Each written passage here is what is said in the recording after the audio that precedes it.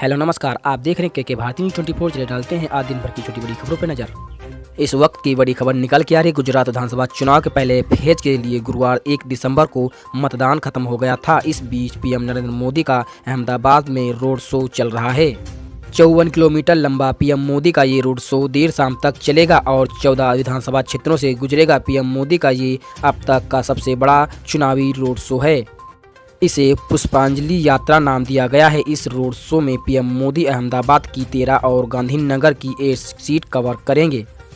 अगली बड़ी खबर, मुंबई के छत्रपति शिवाजी महाराज अंतर्राष्ट्रीय हवाई अड्डे पर सर्वर डाउन हो गया है। इसकी वजह से पिछले 20 मिनट से यात्रियों को चेक इन के दौरान परेशानी का सामना करना पड़ा।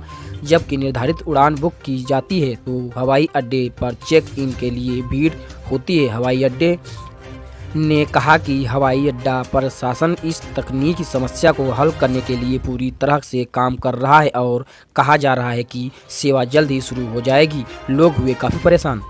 अगली बड़ी खबर निकल के आ रही। विदेश मंत्री एस जयशंकर ने गुरुवार 1 दिसंबर को कहा कि G20 की अध्यक्षता के दौरान भारत खाद्य एवं ऊर्जा सुरक्षा, समतामूलक स्वास्थ्य समाधान सहित तत्कालिक महत्व के उन विषयों पर समूह के सदस्य देशों का समर्थन जुटाएगा जिसका सामना कोविड के बाद दुनिया को करना पड़ रहा है। साथ ही उन्होंने कहा कि वर्तमान समय की बड़ी चुनौतियों का समाधान एक दूसरे से लड़ाई करके नहीं बल्कि मिलकर काम करके ही निकाला जा सकता है। ऐसे में G20 समूह में भारत का एजेंडा समावेशी, महत्वाकांक्षी, कन्वेंशनमुखी और निर्णायक होगा। अगली बड़ी खबर, गुजरात विधानसभा चुनाव के पहले फेज के लिए मतदान खत्म हो गया है। मतदान करने का समय 5 बजे तक था। गुरुवार 1 दिसंबर को गुजरात विधानसभा चुनाव की कुल सीट 182 सीटों में से 89 सीटों पर पहले चरण के तहत वोटिंग हुई है। इसमें सौराष्ट्र, कच्छ और दक्षिण हिस्से के 19 जिलों शामिल हैं। पहले चरण में 788 उम्मीदवारों की किस्मत का फैसला होना है।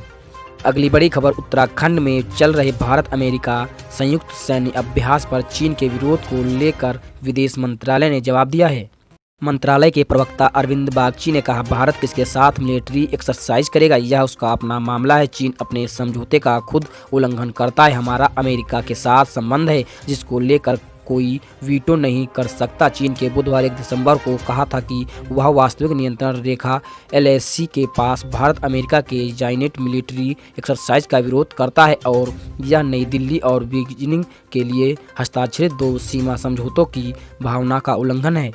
अगली बड़ी खबर, मद्रास हाईकोर्ट ने हाल ही में राज्य सरकार को बच्चों के यौन शोषण के खिलाफ बनाए गए एक कानून और नीति को सख्ती से लागू करने को कहा। इसके साथ ही कहा कि शिक्षण संस्थानों में यौन उत्पीड़न के मामलों पर उचित तरीके से कार्रवाई नहीं की जा रही।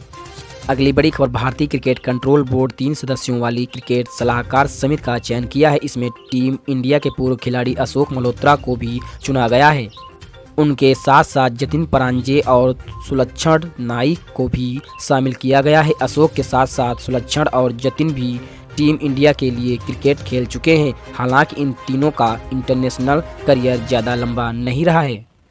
अगली बड़ी खबर, मध्य प्रदेश में चल रही कांग्रेस की भारत जोड़ो यात्रा के बीच जयराम रमेश ने केंद्रीय मंत्री ज्योतिरादित्य सिंधिया पर निशाना साधा है। उन्होंने कहा कि वो बीजेपी में कैबिनेट मंत्री बनने के लिए शामिल हुए थे।